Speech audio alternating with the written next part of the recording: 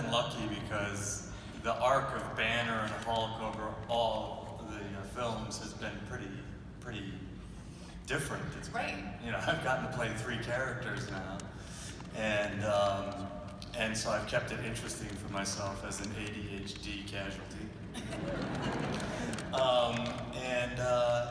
Yeah, it's pretty much exactly how we planned it to be going through it, and it's been a lot of fun to do it, and melding 2 characters together seemed to be the kind of final installment of the Banner Hulk relationship, and then throwing out ideas like Stan dancing with Mary on the bed, which is such a great scene. It's such a great scene. That was completely improvised. Wow. We knew that we were going to be sitting there smoking a joint, but we didn't know that it would turn out us doing like go-go dancing on the bed. So you can tell us. No one will say anything. I have to stand on a box when I'm the Hulk. Right. So that I'm the right height, so everyone's looking at me in my eyes, and I'm looking in the right eye line for them. But that puts me and my crotch at their eye level. It's a little awkward. Which is awkward. And what I'm wearing is the most non-concealing outfit. I'm from Chicago. I have a question. Could I give you this squishy ball? It's a Hulk one. And which actor do you think portrayed the best superhero in your opinion? The best what? Superhero. Portrayal. Who portrayed the best superhero? Yes. Well, he did. I mean, Robert. Robert's my hero. Robert Downey. And his Iron Man is like definitive, and he started all this. And I always marvel at him when I'm working with him. They've been following on the footsteps of that. I know, like has been mentioned, you're a philanthropist, you're an activist for so many things that deserve so much attention, and it's amazing that your voice is in that conversation and bringing light to things. But doing a movie like Dark Waters, how did that affect your activism? Did it help you? Did it give you more insight into certain things?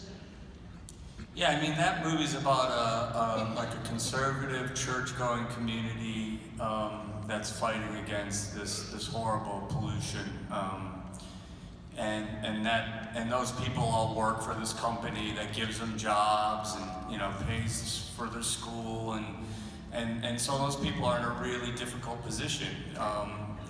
They have to kind of choose to look the other way because their lives are dependent on it, And I feel a little bit like we're all in that position a little bit. And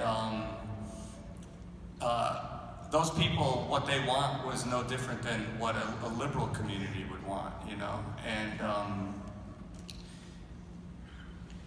I think through storytelling, what I'm learning and why I wanted to do that movie is because when you tell a story, it connects you to your common humanity. I mean, we all want clean water. Like, there's not one person here who's like, I love to turn on the tap and poison my family, Like, I know that about all of us, no matter what our beliefs are.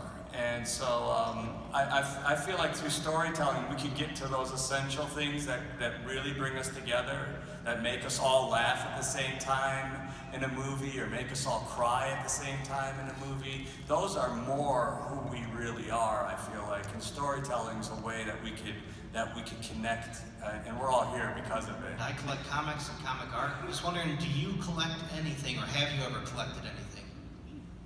No. And my question for you is, as an actor, how do you approach the situation when people criticize actors involved in activism? It's America. I mean, don't we all get to participate?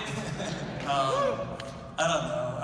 I get that a lot, but you know, I mean, I know we kind of seem a little fluffy, but you know, historically, we've been part of that. You know, we have our artists have an important part to play in the political, cultural discussion, whether we like it or not. His favorite pulp movie is Spotlight. It's like, that's the Hulk! And growing up Catholic, that's a very emotional movie for me to watch. And I was just wondering, was it emotional on set, and was it hard to not sort of take that home with you? Yeah, that was really heavy. And I was raised Catholic too. Yeah. And yeah, it was disturbing. And a lot of the survivors were with us. And of course, Mike Resendiz, who I played, was with me every day. And he opened up all, you know, he had probably 30, 40 file boxes full of testimonies. And he gave me all that to look over. And so I got to know it intimately. And it was very disturbing. And what happened, those people's lives were pretty much destroyed to the one. And it was very, very sad. And we were all very aware of how important that story was. All the movies you were in, like Just Like Heaven, you were a landscaper. In 13 Going on 30, you're a photographer. Which movie played a character that's more closer to your real life? Probably Infinitely Polar Bear, where I play a bipolar character trying to raise his 2 mixed-race daughters on his own. That's probably the closest to me.